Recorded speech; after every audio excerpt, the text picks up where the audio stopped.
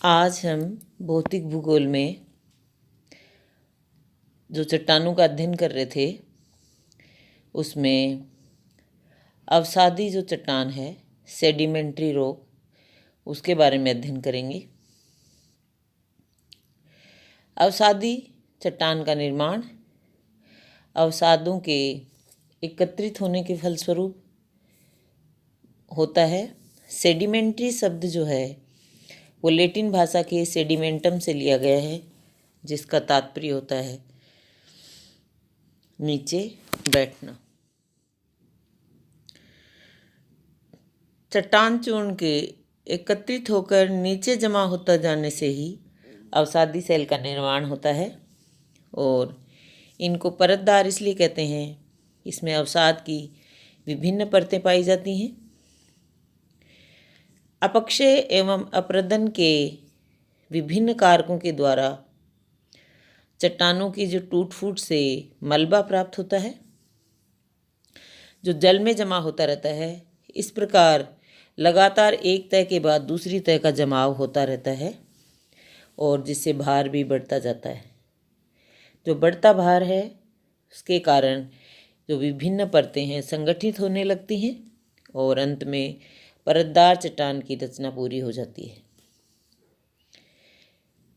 इस चट्टान की निर्माण के लिए आवश्यक पदार्थ प्राचीन चट्टानों की टूट फूट तथा विघटन एवं वियोजन द्वारा मिलते हैं। वर्सेस्टर के अनुसार अवसादी सेल, जैसा कि शब्द अवसाद का अर्थ होता है प्राचीन चट्टानों के टुकड़ों तथा खनिजों के, जो कि किसी न किसी रूप से संगठित हो जाते हैं तथा परत में हो जाते हैं, जमाव से बनती है। जैसा कि अपन ने डिस्कस किया कि अवसादी सेल का निर्माण जल में अवसाद के लगातार जमा होते रहने से होता है, लेकिन ये आवश्यक नहीं है क्योंकि अवसादी सेल का निर्माण स्थल पर भी होता है। फॉर एग्जाम्पल, जलोढ़ पंखे का निर्माण जो होता है ये अवसादी चट्टान की ही रचना है और अवसादी सेलों की रचना एक निश्चित क्रम से होती है। पहले सबसे बड़े कण, उसके बाद महीन कण का जमाव होता है, लेकिन कणों का ये जो क्रम है ये कणों के भार और परिवहन करने वाले जो कारक हैं उन पर आधारित होता है।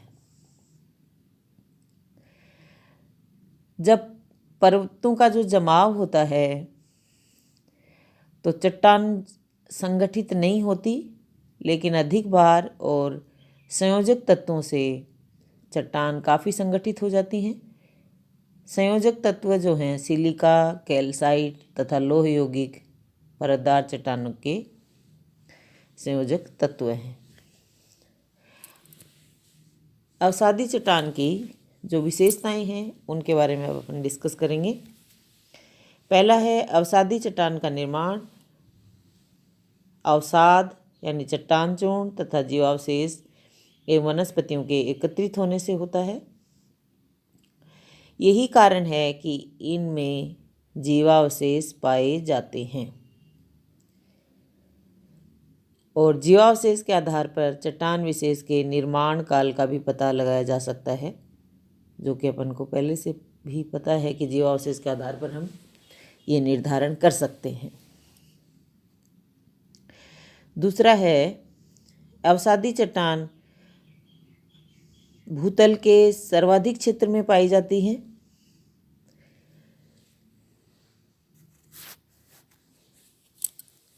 फिर आता है अवसादी सेलों में परतें पाई जाती हैं, लेकिन ये रवेदार नहीं होती हैं। फिर है आग्नेय सेल की तरह अवसादी सेल बड़े बड़े स्थल रूपों जैसे बैथोलिथ, लेकोलिथ, फैकोलिथ जो अपन ने पढ़े थे उनके इस तरह के रूप में नहीं पाई जाती है।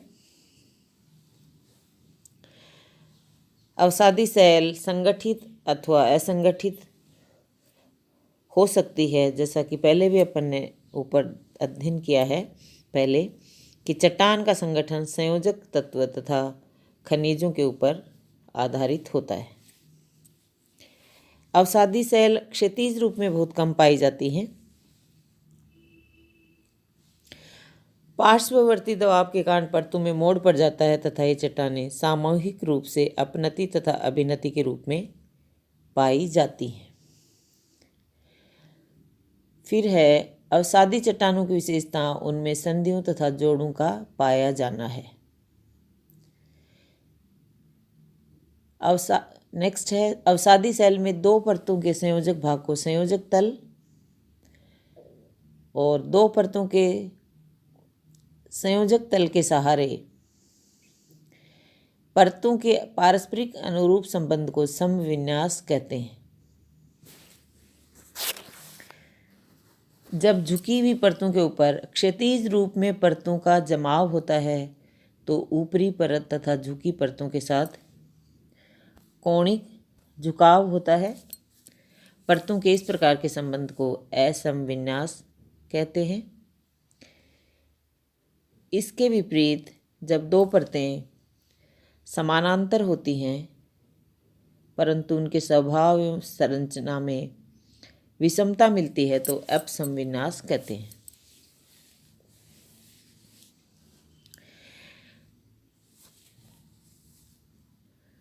नदियों द्वारा बिछाई गई मड अथवा जलोढ़ मिट्टियों पर जब सूर्य की किरणें पड़ती हैं तो उनमें दरारें पड़ जाती हैं और इनका आकार बहुभुज के रूप में होता है। इस प्रकार की दरार को मड क्रैक कहते हैं।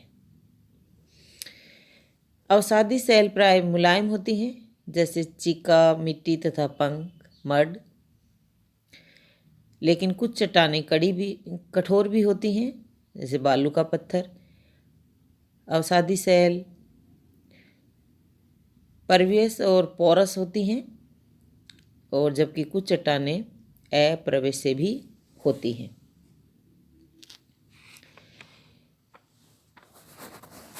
और